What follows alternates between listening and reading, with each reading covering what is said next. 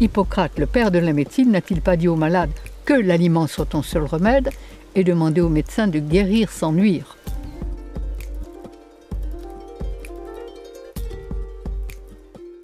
Il faut refaire une véritable philosophie de santé, de bien-être. On ne combat pas la maladie, on refait la santé et les maladies disparaissent. Le mal est l'absence du bien. Le froid est l'absence de chaleur. On ne combat pas le froid, on met de la chaleur.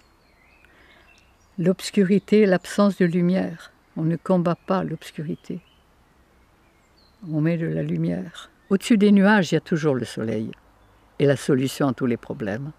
Et je veux faire, et j'ai l'intention, et nous avons l'intention, de faire des éducateurs de santé. La souffrance et la maladie sont là pour nous réveiller. C'est le voyant rouge qui s'allume. Maladie, ça veut dire quoi? Ça veut dire que quand notre corps crie au secours, quand il est en état de souffrance, c'est qu'il veut se libérer, c'est qu'il veut expulser, éliminer des résidus qu'une nourriture qui n'est pas faite pour lui lui a inculqués.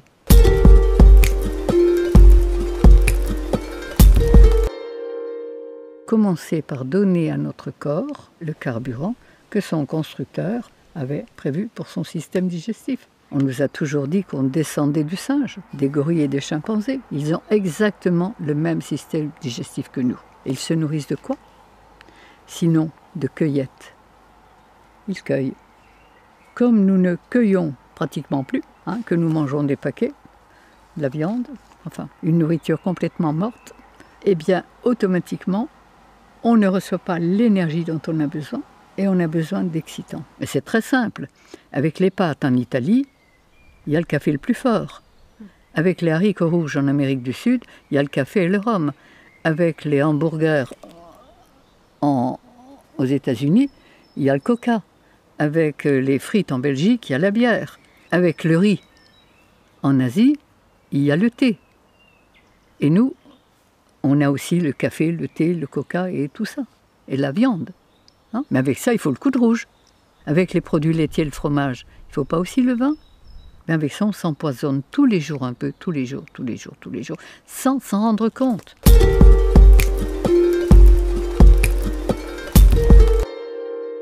Il faut non pas seulement donner à notre corps les aliments qui sont faits pour lui, mais nettoyer les humeurs dans lesquelles les cellules baignent, c'est-à-dire les liquides interstitiels dont la science et la médecine ne tiennent aucun compte.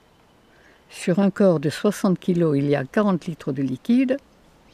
Sur ces 40 litres de liquide, on analyse 5 litres de sang, les urines, mais les 35 autres litres dans lesquels baignent les cellules, que les anciens appelaient les humeurs, pourtant ils n'étaient pas savants, mais ils savaient. Pas plus qu'il ne suffit de mettre des meubles propres dans une maison sale pour qu'elle soit habitable, mais qu'il faut aussi la nettoyer. Il ne suffit pas de donner à notre corps les aliments qui sont faits pour son système digestif, il faut aussi nettoyer les liquides dans lesquels ces cellules baignent. Pourquoi les hommes ont changé leur alimentation? Pourquoi ils ne sont pas restés cueilleurs et qu'ils sont devenus cueilleurs-chasseurs? Les fruits, c'est le sucre. C'est le carburant de notre système humain. Mais comme on n'avait plus suffisamment de fruits, on a cuit des céréales et des féculents. Les fameux sucres lents. Seulement voilà, c'est que le foie humain n'est pas équipé pour transformer les sucres lents. Et que chaque digestion, je devrais dire chaque indigestion de sucre lent, va laisser des mucosités, des viscosités. Ce qu'on mouche, ce qu'on crache, ce sont des résidus de sucre lent. Et ces sucres lents, ces résidus vont passer dans la lymphe. J'appelle ça de la colle en termes de métier. Et il est certain que quand nos cellules bêtent dans la colle, elles ne peuvent pas fonctionner rapidement. En plus, ces viscosités vont calaminer tous les filtres, les reins, par exemple. Et l'acide urique ne pourra plus être filtré à travers les reins dans l'urine, elle va repasser dans le système artériel. Et quand les urines d'un individu sont pâles comme de l'eau, c'est que ses reins sont bien calaminés. Mais il va faire un accident circulatoire, vraisemblablement dans peu de temps. hémogliase et infarctus et autre chose. Plus les cellules vont baigner dans un milieu empoisonné, plus elles vont demander, aimer, exiger le produit qui fabrique le poison dans lequel elles baignent. Et là, eh bien, on va aimer ou le fromage, ou la charcuterie, ou le jambon, ou la viande. On va en demander et on va être accro. Et on va fonctionner exactement comme un drogué alimentaire que nous sommes tous devenus, plus ou moins. Et quand je demande à quelqu'un de quoi vous n'avez pas envie de vous passer, je sais exactement le point de départ de tous ces problèmes. J'ai l'habitude de dire à tous mes consultants que je risque de les rendre malades pour les guérir. Parce que chaque fois que le corps veut expulser ses résidus, il faut l'aider à le faire. Alors que médicalement, scientifiquement, on empêche le corps d'éliminer. Donc, il n'y a plus de douleur, il n'y a plus de souffrance. Mais au lieu d'éliminer les toxines qu'il voulait éliminer, il les refoule dans ces nappes souterraines et ils ne vont pas rester sans rien faire. Alors, il est bien certain que le but, c'est d'aider, comprendre pourquoi notre corps souffre et l'aider à faire ce qu'il a à faire. Chaque personne est un cas unique et elle va expulser, son corps va tenter d'expulser ses résidus en fonction de sa constitution. Plus il est fort, plus il va expulser violemment, plus il est fragile, moins il va pouvoir expulser, et plus ça sera long et difficile, en fonction du stock résiduel qu'il a accumulé.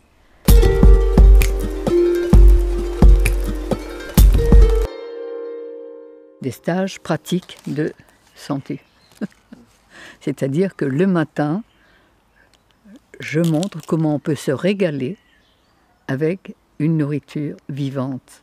On goûte, on déguste, et l'après-midi, cours théorique sur comment entretenir, comment nettoyer les humeurs, comment les vitaliser, et il y a des tas de techniques, mais il y a des techniques de base. J'ai écrit un livre qui va sortir. Jusqu'à présent, personne n'en a voulu. Les éditeurs m'ont dit « Votre livre a l'étoffe d'un best-seller, Madame Grosjean, mais je ne peux pas le prendre. » Je suis consciente que je démonte tout le système.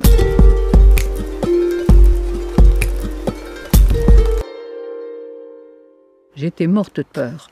J'ai été dans la souffrance la plus absolue. Et c'est pourquoi, sachant ce que je sais, j'ai envie de communiquer et que chacun puisse découvrir qu'il peut être heureux, en forme, créatif. J'ai l'impression de faire ce que j'ai à faire. Et notre rôle, il est, comme les cellules de notre corps, de travailler l'un par l'autre et l'un pour l'autre au service de l'ensemble. Et quand on peut faire ça, on est heureux de le faire. Et quand on est heureux, on peut donner du bonheur.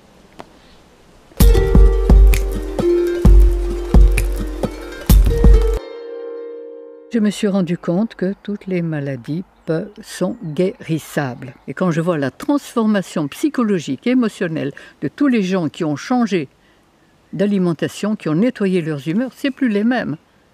Ils changent de vie et en fonction de ça, les maladies disparaissent. Et qu'elles soient psychologiques, qu'elles soient émotionnelles, qu'elles soient physiques.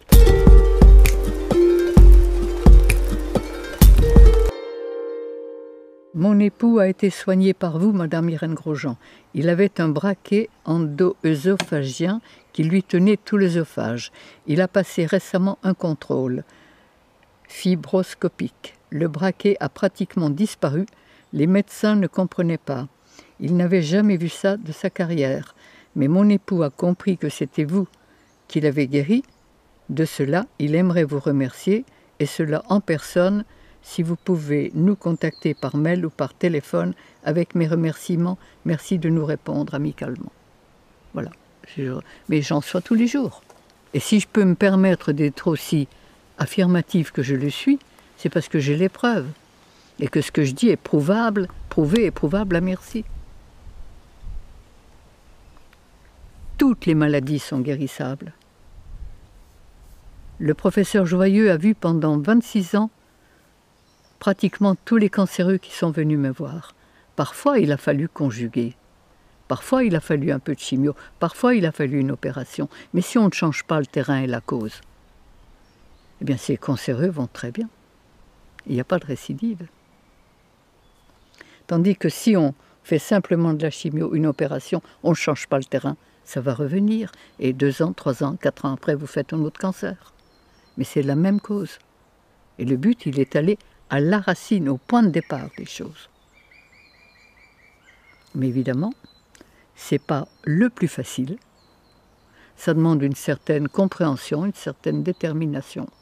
Et comme on vit dans un monde où tout est à l'envers,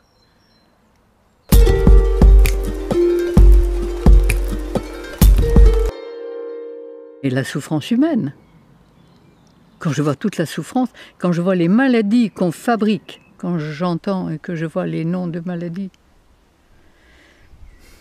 je respire abondamment. Mais ce n'est pas les maladies qu'il faut guérir. Vous soignez une maladie, médicalement, comme les médecins l'ont appris. On empêche le système d'élimination de fonctionner, il ne fonctionne plus, mais au lieu d'éliminer les résidus, il les enferme. Et quand il y a trop de résidus dans les liquides interstitiels, dans les liquides dans lesquels baignent les cellules, ils pénètrent dans la cellule. Comment voulez-vous qu'ils fassent autrement? Et quand les résidus pénètrent dans la cellule, soit ils déprogramment le cerveau et on fait quoi? Un cancer. Soit ils le sclérosent, on fait un diabète ou une sclérose en plaques. Soit ils le paralysent, on fait un Parkinson. Soit ils le déconnectent, on fait une folie meurtrière ou suicidaire ou un Alzheimer. Et on fait toutes les maladies du monde en étant soigné comme on l'est. Lorsque j'étais enfant, il y a 80 ans, eh bien, un cancer, on n'en entendait pas parler. Il n'y en avait pratiquement pas. Des obèses, je me souviens, dans une ville comme Épinal, puisque je suis vosgienne, il y en avait une. Elle était le côté curieux de toute la ville. À l'heure actuelle, il y a 400 personnes par jour en France qui meurent de maladies cardiovasculaires. Bien soignées, d'accord, mais ils meurent quand même. Il y a un cancer sur 2 personnes et demie, m'a dit un professeur de cancérologie très connu. Il y a des diabètes en pagaille. Enfin, des maladies, il y en a de tous les côtés. Maladie de Lyme, on en invente toujours de nouvelles. Et il y a et on est malade de plus en plus jeune. Des dépressifs, des suicidaires. Quand j'étais enfant, il y a eu un suicide dans un village de 1000 habitants en 20 ans d'existence. J'y suis allée il y a quelques années, il y avait eu 4 suicides dans l'année. Et c'est là où, évidemment, on se rend compte qu'on marche totalement à l'envers. Mais cela a des raisons précises.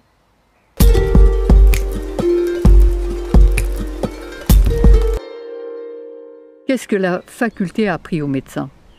À chercher ce qui ne va pas.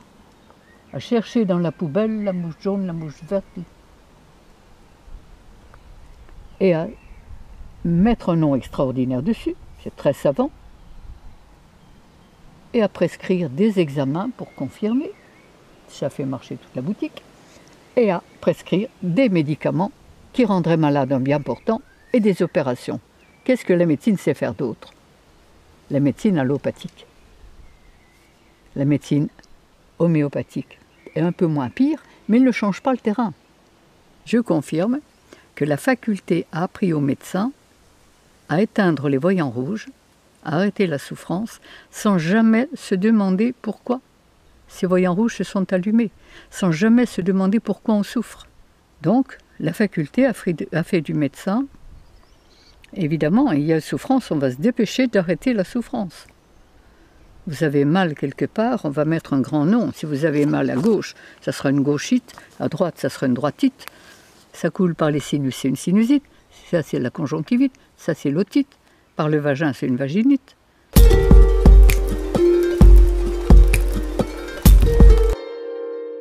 Je suis passée en correctionnel, j'ai été appelée par l'ordre des médecins. Et quand l'ordre des médecins m'a appelée, c'était un bon vieux médecin d'Avignon et qui m'a dit « Madame Grosjean, Si vous n'aviez pas la popularité que vous avez, il y a longtemps qu'on vous aurait fait un procès. Et si on ne vous le fait pas, c'est uniquement parce que si on vous le fait, on va encore développer votre publicité.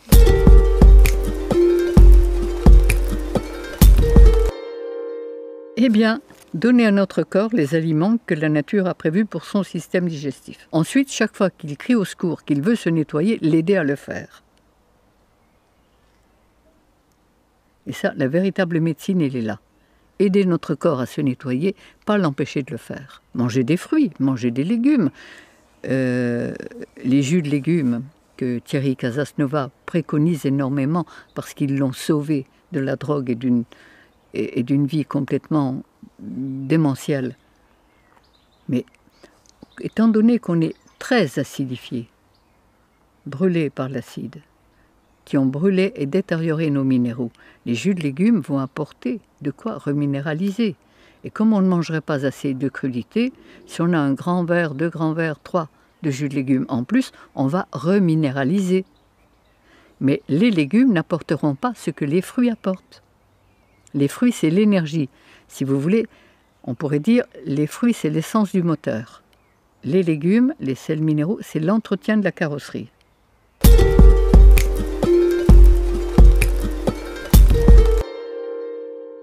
Ces petits cristaux d'acide urique qui sont stockés dans notre organisme sous la forme de minuscules sels.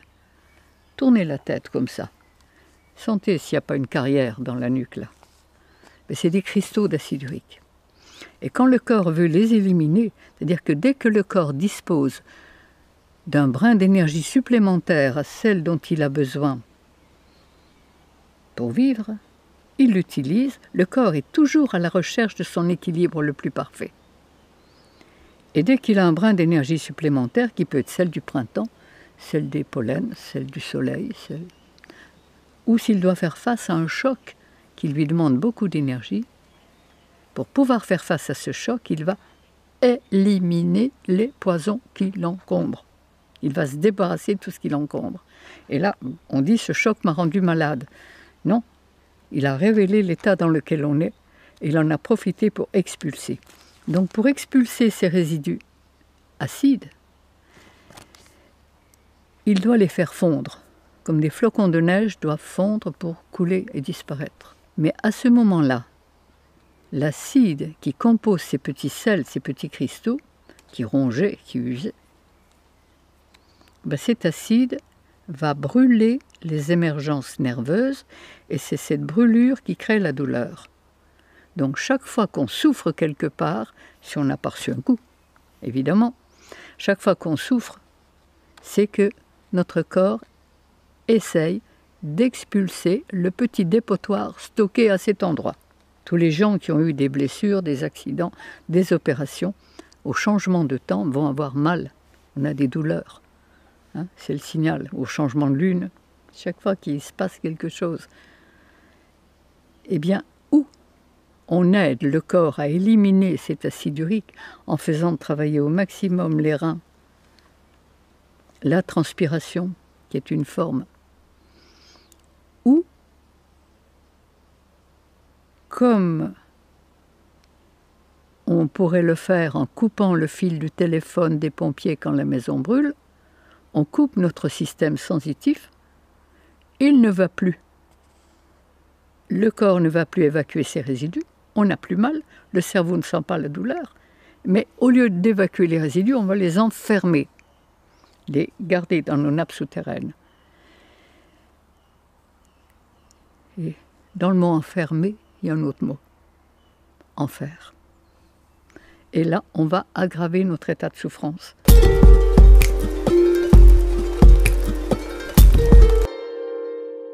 Il y a toutes les plantes nécessaires, les vrais médicaments. La pharmacie du bon Dieu, c'est les plantes. Quand vous pensez que l'ortie verte qui pique, cette horrible plante, c'est la plante la plus antidépressive que je connaisse. Faites une cure de jus d'ortie et vous verrez. Le chardon-marie qui pique là, ça va décoller les viscosités. Les feuilles de ronce, ça va décoller les viscosités. Mais toutes les plantes sont là à portée de la main.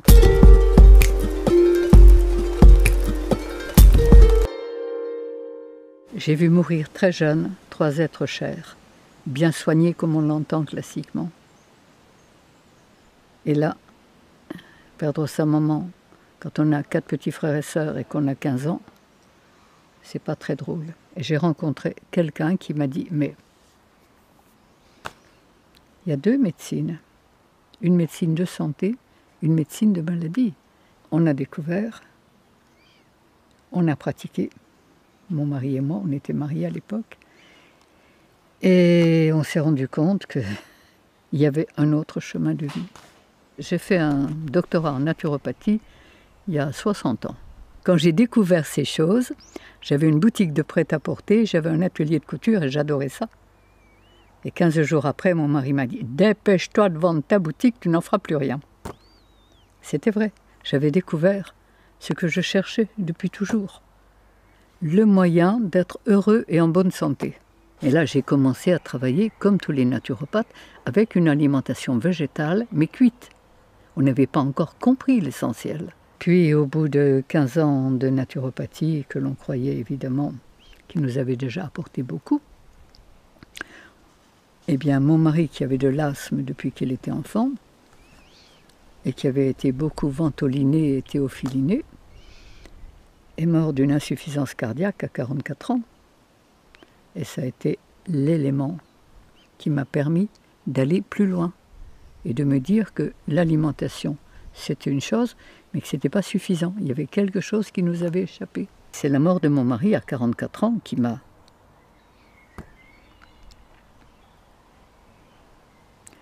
permis, qui m'a obligé à chercher. Je me suis dit qu'on croyait tout savoir et en fait, pour mourir à 44 ans, il y avait quand même quelque chose qui n'était pas juste. Tous les jours, je dis merci à la vie de m'avoir fait passer par ces épreuves très difficiles pour m'obliger à chercher. C'est le hasard, c'est les lectures, c'est les rencontres, c'est l'information à travers tous les consultants que j'avais. Et quand on cherche, on trouve. Et j'ai trouvé un bout de chemin, puis un autre bout. Et puis, de bout en bout, j'ai rassemblé. Il y avait un autre chemin de vie, celui du respect des lois de la vie.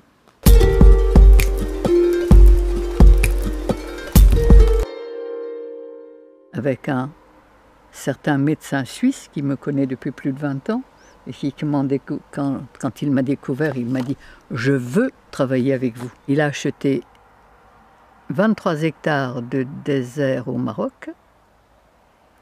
Et quand je suis allée voir son truc, j'ai dit « Mais vous faites quoi là? Une oasis ?» Vous avez trouvé le mot.